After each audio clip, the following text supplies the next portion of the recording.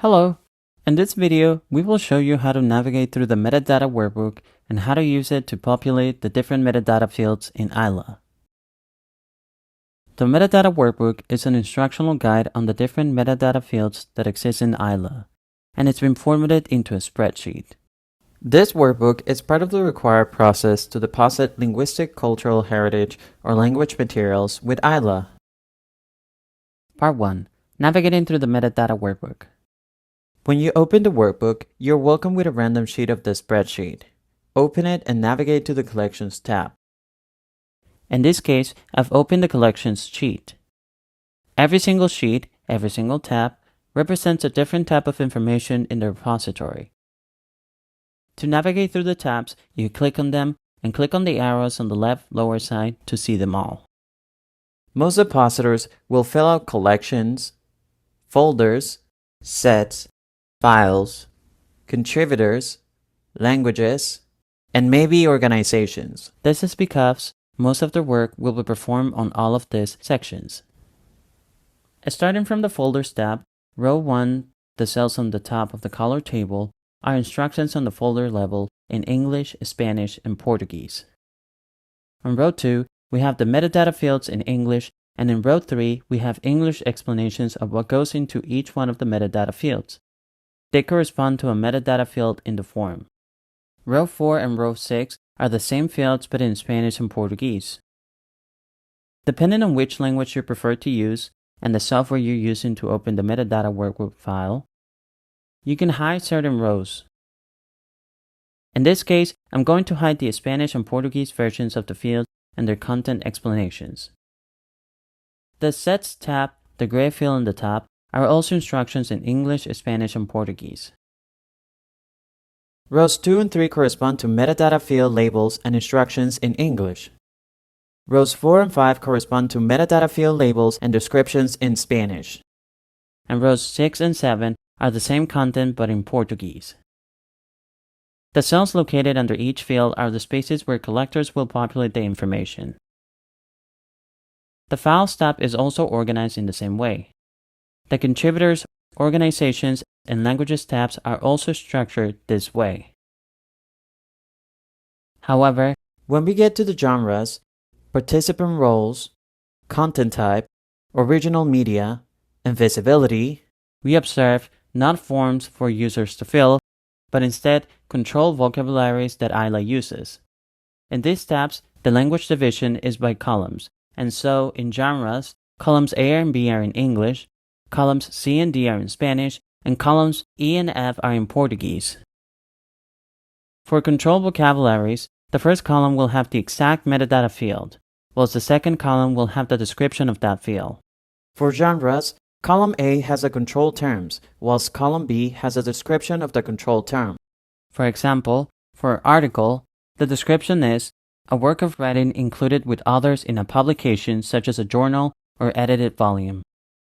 And for book, a standalone written and published work, either analog or digital.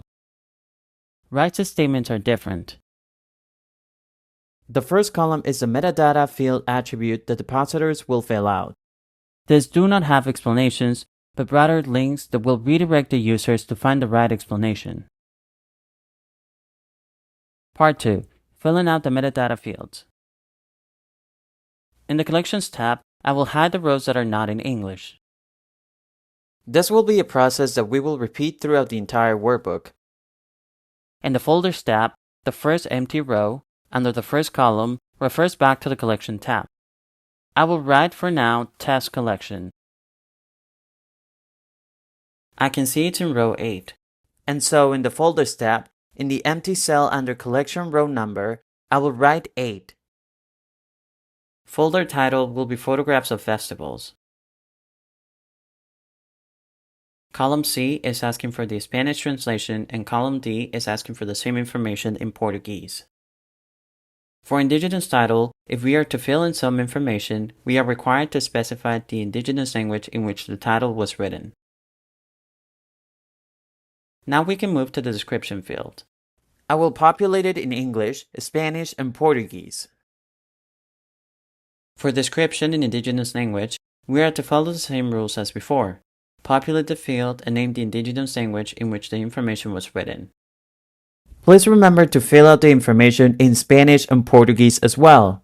You can use your favorite translation app if necessary. Next, we have subject language, countries, and language communities.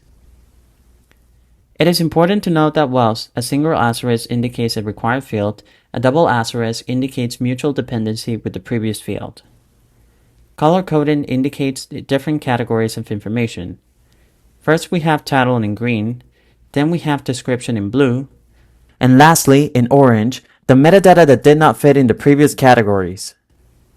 These are drop-down or autofill menus in the forms. We don't have to translate them into another language. In the Sets tab, we once again indicate the folder title name. Then the workbook asks for the row number, which in this case is 8. Now, the green section will ask about the set information. The gray section is required information for the batch ingestion process that will dictate exactly how the items will be organized into folders and sets. I will now populate the set names. In this case, this specific set will be for unrestricted files. The next set will be for restricted files. This difference is important because files have to be separated based on their visibility setting, which they get at the set level. Every file in this set has to have the same visibility setting, since the platform will only let us choose one setting for the entire group and set. This information will be the same information for row number 8. Now, I will populate the description fields in all languages. Once again, we can see that green indicates set names, blue indicates description, yellow indicates persons and roles, which are part of the control vocabulary, and orange is all the other metadata fields. In this case, the double asterisk indicates that one of them has to be filled in. In the Files tab, we have 3 different categories of cross-reference information. We start with folder title, then set name, and then set row number. I will populate these fields using the cell information from the previous tab. Most of these fields are required, and in this sheet there are no dependency requirements. I will now populate the next fields. Remember that for rights statement and rights use node, you can check the tab with the rights control vocabulary. For contributors, I will once again hide the rows in Spanish and Portuguese and momentarily fill these fields with my own information. For native language, we can check the ISO codes, also present in the language's controlled vocabulary sheet.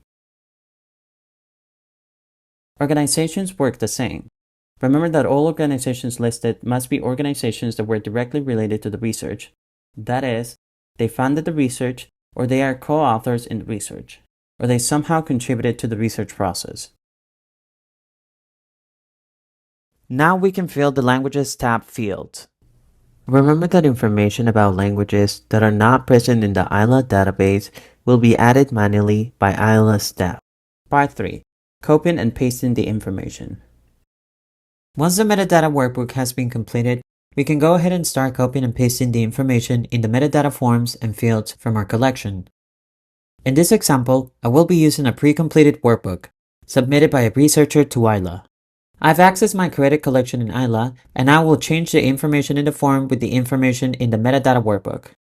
We will be doing this by the different levels in this hierarchy. First is collection, the encompassing space that contains the folders, the sets, and the files. We will be updating the title, the indigenous title and language, the collectors, the organizations, depositors, and all other fields that we have on our workbook. Once we have filled the form, press the purple Save Collection button at the end of the form to save all your changes. The next level is folder. We copy and paste the information from our metadata workbook, including folder title, description, language of indigenous description, subject language, country, amongst others. Don't forget to save your changes. The third level is sets. We copy and paste the information for all the applicable fields in the sets form. This includes set name, description, contributors, date, amongst others. Lastly is the files level. To access the changes in file, you must go to the list or table view in the set and click on the pencil symbol in the actions column. This will redirect you to the file details, where you can copy and paste the information. Remember that the name of the file itself cannot be changed once it has been uploaded to AILLA. This means your file must already reflect the wanted name before it is submitted to AILLA. Once we are done, we hit the Submit purple button at the end of the page. Once you have completed the changes and fill out the form, you can go ahead and publish your collection.